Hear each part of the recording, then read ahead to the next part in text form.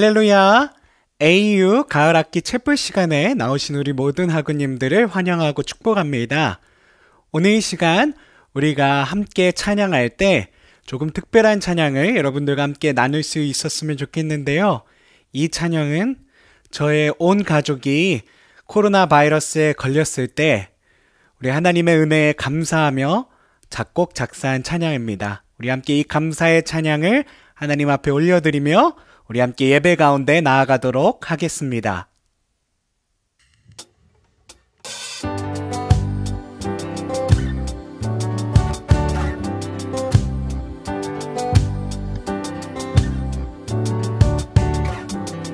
감사해 주님의 사랑, 감사해 베푸신 은혜, 우리의 목자 되신 주의 인도하심을.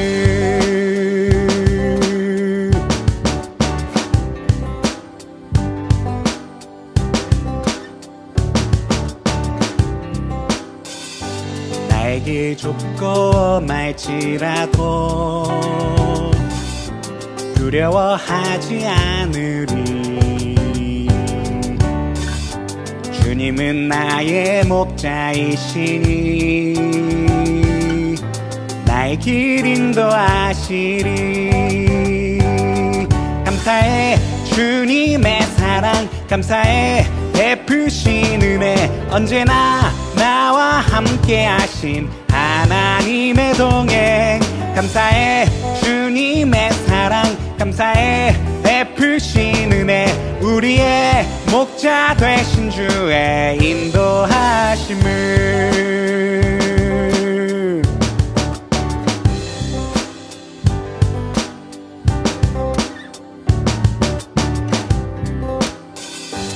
나에게 좁고 말지라도 두려워하지 않으리. 주님은 나의 목자이시니 나의 길 인도하시리. 감사해 주님의 사랑, 감사해 베푸신 은혜, 언제나 나와 함께 하신 하나님의 동행.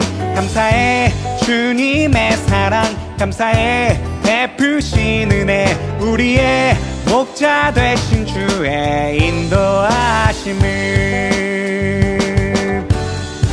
때로는 시험이 닥쳐 내 영혼 고날지라도 주 말씀 신뢰하며 끝까지 승리하여 주님의 길을 따라가리라. 주와 감사해 주님의 사랑, 감사해 베푸신 은혜, 언제나 나와 함께 하신 하나님의 동행. 감사해 주님의 사랑, 감사해 베푸신 은혜, 우리의 목자 되신 주의 인도하심을. 감사해 주님의 사랑, 감사해 베푸신 은혜, 언제나 나와 함께 하신 하나님의 동행. 감사해 주님의 사랑, 감사해 베푸신 은혜, 우리의 목자 되신 주의 인도하심을. 우리의 목자 되신 주의 인도하심을.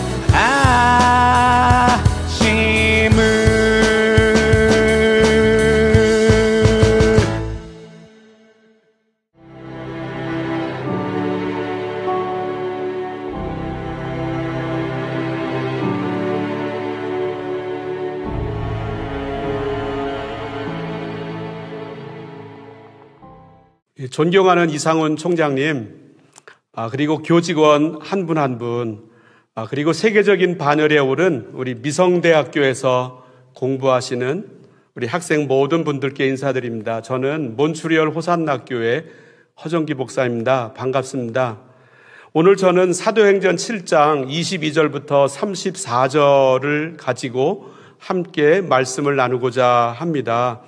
우리 하나님께 쉬운 일이 있으시고 또한 어려운 일도 있으십니다. 하나님께서 천지를 창조하시는 데에는 6일밖에 걸리지 않으셨습니다. 세상을 만드는 일은 하나님께 너무나도 쉬운 일이셨습니다. 그런데 하나님께도 어려운 일이 있습니다. 아주 어려운 일. 그것은 바로 마음대로 쓰실 만한 사람을 찾는 일입니다. 오늘 본문에서 바로 이 사실을 발견하게 됩니다. 사도행전 7장 34절은 이렇게 말씀합니다. 이제 내가 너를 애굽으로 보내리라. 이제 내가 너를 애굽으로 보내리라. 우리 하나님은 보내시는 분이십니다. 그런데 이 사람을 보내시는데 80년이나 걸렸습니다. 그래서 이제라고 말씀하십니다. 하나님께서 자신에게 필요한 사람을 만드시는데 이렇게 80년씩이나 걸리시는 이유가 무엇이겠습니까?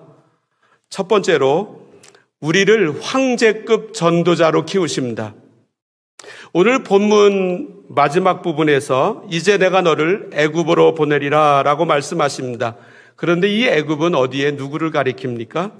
오늘 본문의 배경이 되는 구약의 말씀은 출애굽기 3장입니다. 출애굽기 3장 10절은 이렇게 말씀합니다. 이제 내가 너를 바로에게 보내어. 하나님은 모세를 바로에게 보낸다고 하십니다. 바로는 누구입니까? 애굽의 황제를 가리킵니다. 하나님은 모세를 당시 세계 최강국 애굽의 황제에게 보내십니다. 그런데 하나님은 모세에게만 그렇게 하고 끝나지 않으셨습니다. 바울에게도 이 목표를 주셨습니다. 저는 로마서를 읽는 가운데 오랫동안 풀리지 않는 질문이 있었습니다. 로마서 1장을 보면 이렇게 말씀합니다. 어떻게 하든지 이제 하나님의 뜻 안에서 너희에게로 나아갈 좋은 길 얻기를 구하노라. 내가 너희 보기를 간절히 원하는 것은 형제들아 내가 여러 번 너희에게 가고자 한 것을 너희가 모르기를 원하지 아니하노니 지금까지 길이 막혔도다. 헬라인이나 야만인이나 지혜 있는 자나 어리석은 자에게 다 내가 빚진 자라. 그러므로 나는 할 수 있는 대로 로마에 있는 너희에게도 복음 전하기를 원하노라. 한 번 말씀하신 것이 아니라 로마서 15장에서도 또 이렇게 말씀하십니다. 그러므로 내가 너희에게 가려 하던 것이 여러 번 막혔더니 또 여러 해 전부터 언제든지 서바나로 갈 때에 너희에게 가기를 바라고 있었으니. 자기 마음대로 개척 선교를 떠났던 바울이 왜 로마에는 가지 못했다는 말씀입니까? 이것이 저에게는 오랫동안 풀리지 않는 질문이었습니다.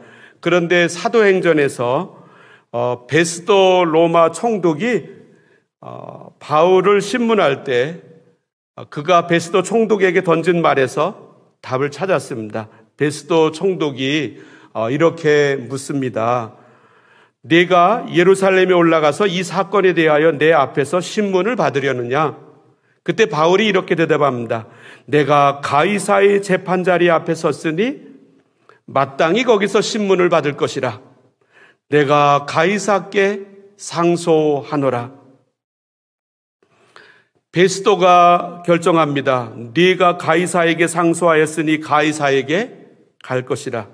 바울은 다른 곳처럼 단지 로마의 유대인 회당에서 그곳에 들어가 전도하는 일에 만족하지 않았습니다. 그는 세계의 수도로 가기 원했습니다. 거기에서 세계의 황제 가이사에게 복음 전하기 원했습니다. 신학학 교수님이신 김세훈 박사는 이런 제목의 책을 썼습니다. 가이사를 얻으라. 그의 주장은 세계적 영역에서 가이사급 지도자를 복음으로 설복해야 한다는 것입니다. 나라 전체를 이 위로부터 복음화하려는 바울의 그 기상을 우리 모두도 본받아야 한다는 것입니다.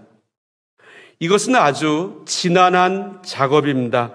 그럼에도 불구하고 이 세상의 가이사급 지도자들을 예수님 앞으로 이끄는 일들에 우리는 도전해야 합니다. 어떻게 그것이 가능합니까? 두 번째로 황제급 학문이 황제급 전도자를 만듭니다.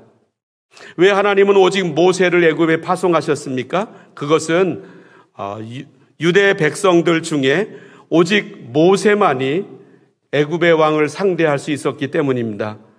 그는 다른 사람이 갖추지 못한 두 가지를 갖추고 있었습니다. 그 중에 한 가지를 오늘 본문 22절에서 보게 됩니다. 모세가 애굽 사람이 모든 지혜를 배워 그의 말과 하는 일들이 능하더라.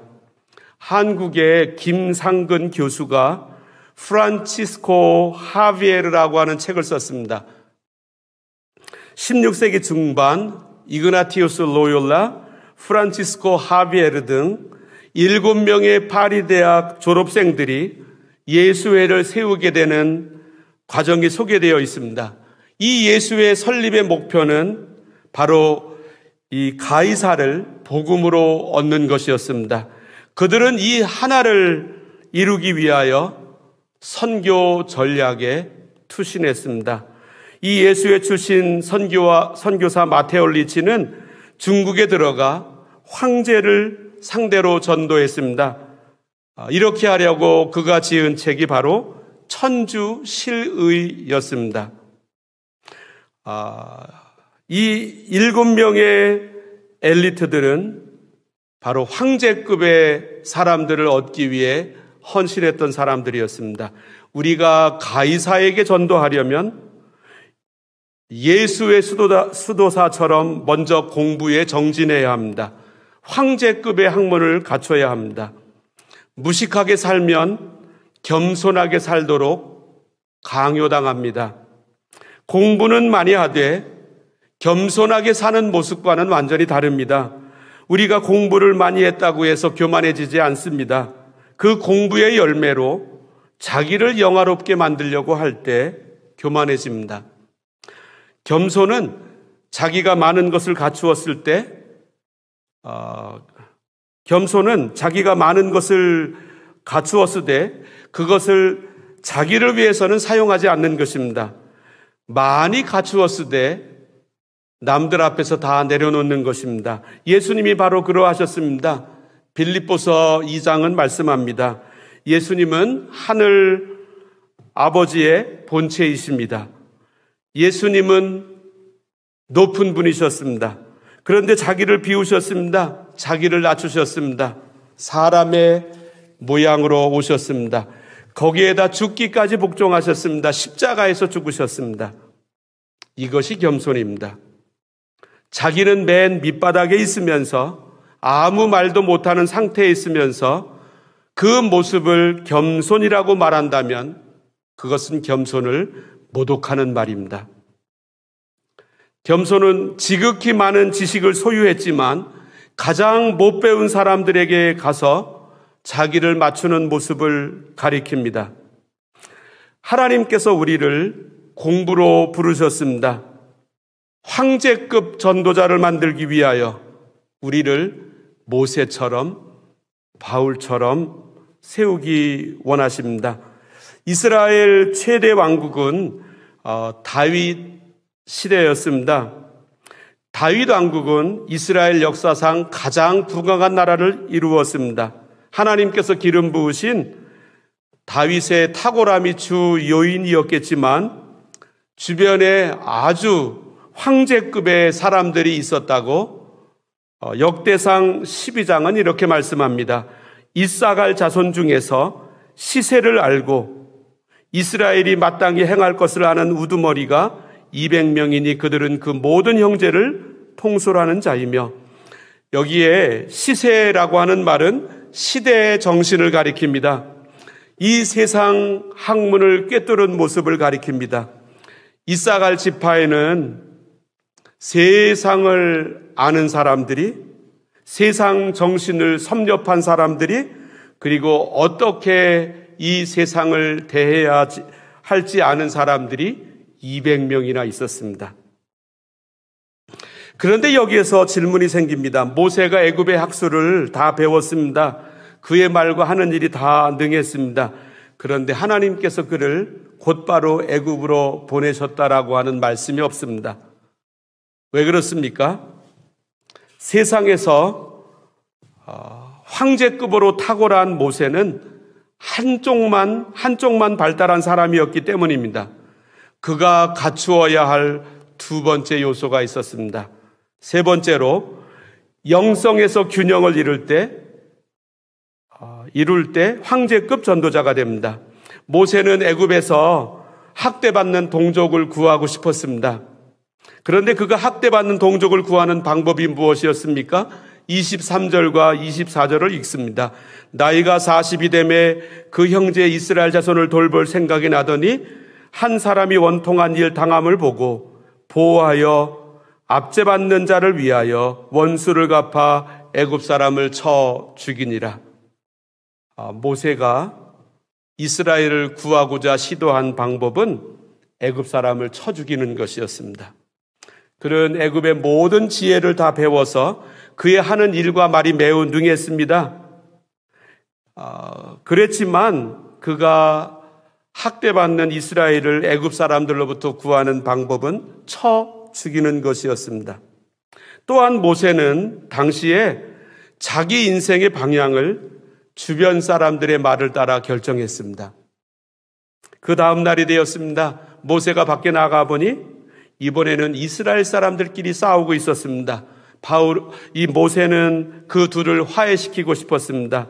그러자 그 중에 한 명이 동물을 해치면서 모세를 향하여 이렇게 대했습니다. 모세를 밀어뜨려 이르되 누가 너를 관리와 재판장으로 우리 위에 세웠느냐? 네가 어제는 애굽 사람을 죽임과 같이 또 나를 죽이려느냐 하니, 이 말을 들은 모세는 어떻게 했습니까? 29절을 읽어보겠습니다. 모세가 이 말 때문에 도주하여. 모세는 사람의 말 때문에 도주했습니다. 사람이 모세의 약점을 드러내었습니다. 그러자 그 말 때문에 숨어버렸습니다. 딴 데로 갔습니다. 모세는 애굽의 공부를 섭렵했습니다. 그의 말과 하는 일이 매우 능했습니다. 그러나 그는 하나님과 전혀 상관없는 방법으로 살았습니다. 하나님은 이런 모세를 바로에게 보낼 수가 없으셨습니다. 하나님은 이런 모세가 다듬어지기까지 40년을 더 기다리셔야만 했습니다. 80살이 되었을 때 그의 모습은 어떠했습니까? 오늘 본문 31절을 봅니다.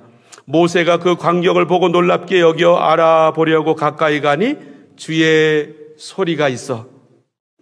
모세는 비로소 하나님의 음성을 듣기 시작했습니다. 하나님의 음성을 듣는 귀가 열렸습니다. 공부해야 합니다. 모세처럼. 그러나 그것만 가지고는 황제급 전도자가 될 수 없습니다. 하나님의 음성을 듣지 못하면 사람의 소리를 따라 움직이게 됩니다. 하나님의 음성을 들으면 사람들이 무엇라 하던 상관하지 않습니다. 오직 하나님의 음성만을 따라 움직입니다. 또 한 가지입니다. 33절입니다. 주께서 이르시되 네 발에 신을 벗으라. 네가 서 있는 곳은 거룩한 땅이니라. 네 발의 신을 벗으라. 이 말씀은 모세가 더 이상 자유인이 아니라고 하는 뜻입니다. 당시의 사회는 자유인과 종으로 나뉘어져 있었습니다. 이 둘을 구분하는 방법은 신발에 있었습니다. 자유인은 신발을 신고 다녔고 노예는, 종은 신을 착용하지 않았습니다. 그래서 신발을 가지고 있느냐 아닌가의 여부를 따라 그 사람이 자유인인가 종인가가 드러났습니다. 하나님께서는 왜 내 발의 신을 벗으라고 모세에게 주문하셨습니까? 지금까지 모세는 자기가 원하는 데를 마음대로 걸어다니며 살았습니다. 그 모습으로는 애굽의 학술에 통달했어도 하나님께서 전혀 쓰실 수가 없습니다. 나 스스로 내가 어디로 발걸음을 내어 디딜 것인가를 결정하는 사람은 아무리 공부를 많이 했어도 황제급 수준이라 할지라도 하나님과 전혀 상관없는 인생을 걸어가게 됩니다. 내가 어디로 가게 될 것인가를 하나님께서 결정하게 하실 때 황제급의 전도자로 쓰임받게 됩니다. 나의 소원을 내려놔야 합니다. 오직 하나님의 소원을 따라 움직여야 합니다. 보통 깊은 영성을 가리킬 때 신비 체험을 떠올립니다. 사도 바울은 셋째 하늘에 올라가는 체험을 했습니다. 아주 놀라운 경험입니다. 그러나 이런 체험보다 더 근본적인 요소가 있습니다. 그것은 내 발에서 신을 벗는 것입니다. 내 뜻대로 내가 움직이겠다는 생각을 완전히 내려놔야 합니다. 이제 나는 자유인이 아닙니다. 나는 우리 주 예수 그리스도의 종입니다. 예수님께서 가라고 하시면 가고 서라고 하시면 서는 삶을 사는 것입니다. 40년 전에 바로는 모세를 죽이려고 찾았던 사람이었습니다. 하나님은 모세를 바로 그 바로에게로 보내겠다고 하십니다. 하나님은 때때로 나를 거북스러운 사람에게로 보내십니다. 신을 벗은 사람은 가능합니다. 그러나 신을 벗지 못한 사람은 갈 수가 없습니다. 사탄은 지성이 없는 영성을 비웃습니다. 동시에 영성이 없는 지성도 비웃습니다. 우리 공부는 기도만큼 중요합니다. 동시에 모세처럼 하나님의 음성을 듣는 훈련, 하나님 앞에서 신발을 벗고 이제 하나님께서 가라고 하시는 곳으로 가는 모습의 훈련을 해야 합니다. 우리가 가이사들을 전도하려면 이 두 영역에서 많은 진보를 이루어야 합니다. 기도하겠습니다. 하나님, 미성대학교가 2023년, 2024년 새 학년을 시작했습니다. 큰 복을 더해 주옵소서. 모세처럼 황제급 학문을 갖추게 하옵소서. 뿐만 아니라 하나님의 음성을 듣는 길을 열어 주옵소서. 나의 주권을 완전히 하나님께 올려드리는 믿음도 주옵소서. 예수님 이름으로 기도합니다. 아멘.